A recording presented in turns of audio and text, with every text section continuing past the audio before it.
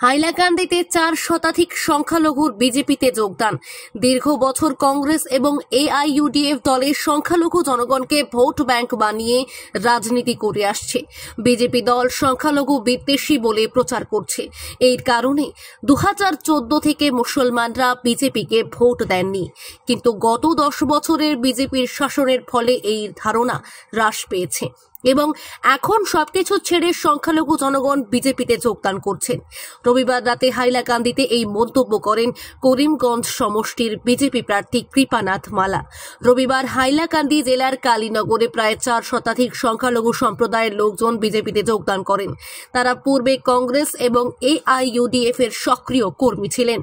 এই যোগদান কর্মসূচিতে মুখ্য অতিথি হিসেবে উপস্থিত ছিলেন বিজেপি প্রার্থী কৃপানাথ মালা। সঙ্গে উপস্থিত ছিলেন হাইলাকান্দি জেলা বিজেপি সভাপতি স্বপন ভট্টাচার্য, প্রাক্তন বিধায়ক কিশোর নাথ, অনুসূচিত জাতি মোর্চার রাজ্যিক সভানেত্রী মন স্বর্ণকার।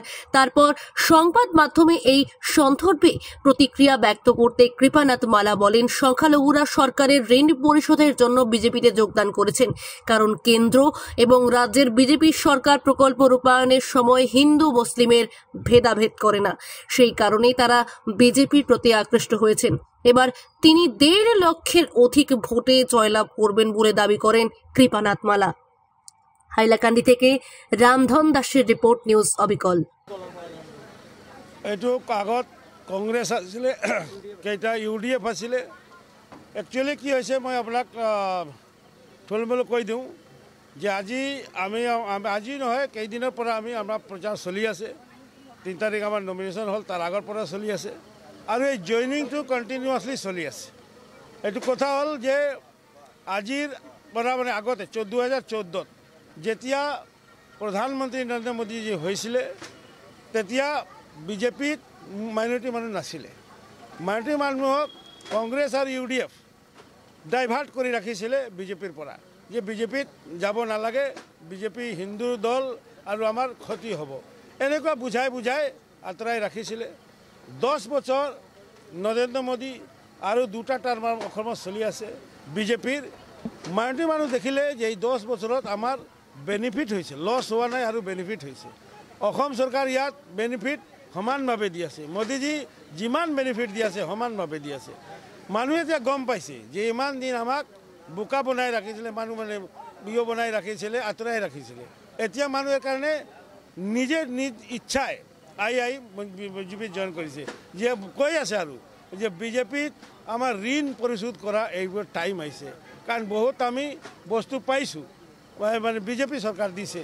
এই বিজেপি চৰকাৰ ঋণ পৰিশোধ কৰাৰ কাৰণে আমি এইবাৰ জইন কৰিছোঁ, এইবাৰ আমি ভোট দিম।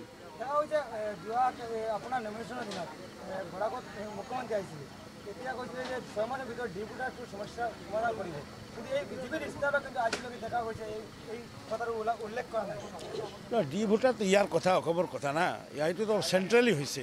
এইটো মুখ্যমন্ত্ৰী কৈছে মানে হৈছে, মুখ্যমন্ত্ৰী কৰিবই। মুখ্যমন্ত্ৰী যি কথা কয় এইটো কৰিয়ে দিয়ে।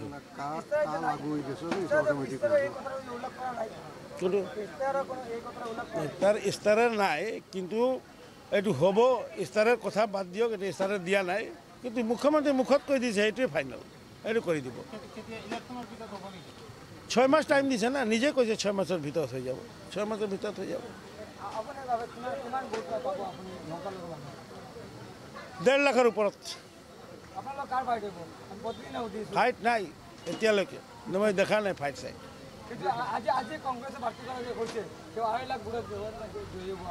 ক'ত ক'ব পাৰে, 5 লাখত খাব পাৰে, কি আছে কথা। চব যোৱাবাৰতো কৈছিলে যে আমি জিকিম ইউডিএফ কৈছিলে, জিকিলে নেকি? এনেকুৱা কৈয়ে থাকে। মেজিক নালাগে, মানুহৰ আমাৰ লগত আছে, সেইটোৱে মেজিক। মোদী গেৰাণ্টি আছে, মোদী গেৰাণ্টি দিছে আৰু আমাৰ মানুহ এই গেৰাণ্টিৰ ওপৰত আছে, মানুহ পাই আছে। এইটো যে নাই যে আজি ফাৰ্ষ্ট টাইমতো মোদীজী প্ৰধানমন্ত্ৰী হোৱা নাই না, 2টা টাৰ্ম হৈ গ'ল। মানুহ দেখিলে যে মোদীজী কাম কৰি আছে, ইয়াৰ কাৰণে মানুহ আছে, নতুন কথা নাই। এইটো প্ৰেক্টিকেলি মানুহ দেখিছে কাম হৈ আছে, ইয়াৰ কাৰণে আছে।